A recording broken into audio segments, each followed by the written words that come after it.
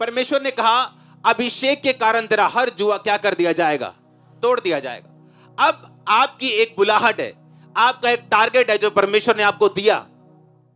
उस टारगेट को पूरा करने के लिए आपके सामने बंधन होंगे, आपके सामने जुए होंगे, और परमेश्वर कहता अभिषेक के कारण तेरा जुआ नष्ट कर दिया जाएगा। यशायाह 10 उसकी 27 आयत में लिखा, उस समय ऐसा होगा कि उसका बोझ तेरे कंधे पर से और उसका जुआ तेरी गर्दन पर से उठा लिया जाएगा, और अभिषेक के कारण वह जुआ तोड़, लेकिन इंग्लिश में लिखा डिस्ट्रॉयड, और इंग्लिश का वर्ड सही है क्योंकि इब्रानी भाषा में जो वर्ड है उसका मतलब है कि नाश कर दिया जाएगा। अगर एक रस्सी को आप तोड़ देते हैं तो उसकी गांठ बांध सकते हैं दोबारा, लेकिन अगर आप उसे जला के नाश करके भस्म कर दें, आप उसे दोबारा यूज नहीं कर सकते। परमेश्वर ने कहा अभिषेक के कारण, उस ऑयल के कारण तेरा वो जुआ मैं नाश कर दूंगा। तू देखने पर भी, दोबारा ढूंढने पर भी तू उसे पा नहीं पाएगा, वो खत्म हो चुका होगा।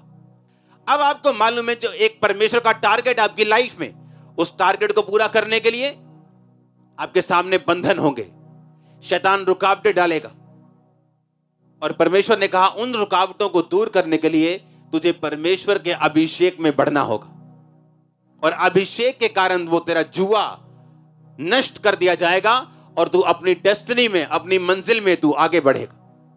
आप जानते हैं प्रॉब्लम क्या है? जब पुराने टाइम पर जब लोग भेड़ों बकरियों को चराते थे तो तेल लेकर उस भेड़ के मुंह पे, उस भेड़ के टांगों पे, उस भेड़ के ऊपर वो तेल को लगाते थे। अगर वो तेल ना लगाएं तो भेड़ मक्खियों और मच्छरों से तंग आती थी, बीमार हो जाती थी।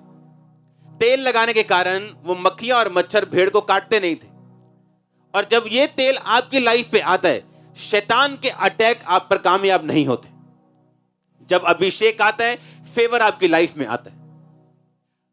ये फेवर कोई दुनिया की ताकत, नेगेटिव सर्कमस्टेंसेस, बड़े से बड़ा, कड़े से कड़ा विरोध भी वो फेवर को रोक नहीं पाएंगे। पता है क्यों? क्योंकि जब यूसुफ जेल में था, इसलिए नहीं कि उसने पाप किया, इसलिए कि उसने उस औरत के साथ सोने से क्या कर दिया? मना कर दिया। उसने अपनी अनॉइंटिंग को बरकरार रखा। वो जानता था अगर मेरा मसा लीक कर गया, मसा खत्म हो गया, मैं फिनिश हो गया। उसने अपने मसे को बरकरार रखा, और एक दिन उसी मसे के कारण वो फेवर्ड किया गया, राजा के सामने लाया गया, और राजा के सारे उत्तर उसको मालूम थे क्योंकि वो मसा किया हुआ जन था।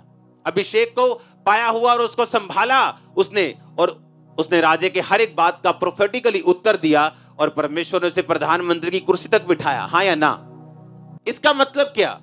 जब अनॉइंटिंग आपकी लाइफ में आती, फेवर आता है आप पे। अगर 1000 में से कोई एक बचना हो, वो एक आप होंगे। अगर 1000 में से कोई एक ब्लेस होना हो, वो आप होंगे। वो अनॉइंटिंग जो आपके लाइफ पे होती, वही आपके रास्तों को ओपन करती। आपको मालूम है कि नहीं?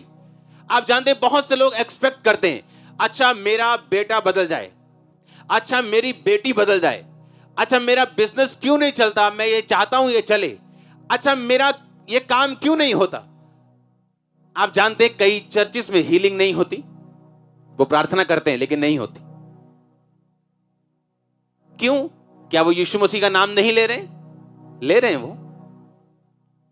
पर बात यह है कि यीशु मसीह प्रैक्टिकल है, इमोशनल नहीं। अगर उस चर्च में हीलिंग गिफ्ट काम नहीं करता, वहां हीलिंग नहीं होगी, और लोगों को चाहे लाख जरूरत हो तब भी नहीं होगी। उस बंदे की डायरेक्ट प्रार्थना और परमेश्वर की करीबी उसे हील कर सकती है, उसका फेथ उसे हील कर सकता है। लेकिन अगर हीलिंग गिफ्ट अवेलेबल नहीं है तो मुश्किल होगी लोगों को। आप समझ रहे मेरी बात या नहीं? आपको एक बात ध्यान से समझनी है